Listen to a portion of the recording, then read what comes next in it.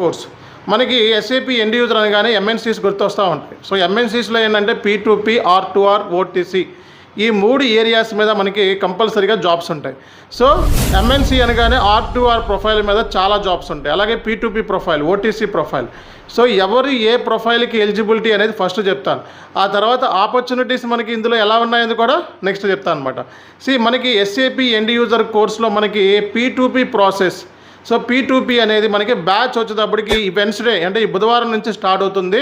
11 గంటలకి మనకి బ్యాచ్ అనేది స్టార్ట్ అవుతుంది. ఆఫ్లైన్లో అవైలబిలిటీ ఉంది, ఆన్లైన్లో కూడా ఉంది. సో P2P అంటే ప్రొక్యూర్ టు పే, అంటే కంపెనీ అన్న తర్వాత మెటీరియల్స్ని అలాగే సర్వీసెస్ని వెండర్ దగ్గర నుంచి కొంటూ ఉంటుంది.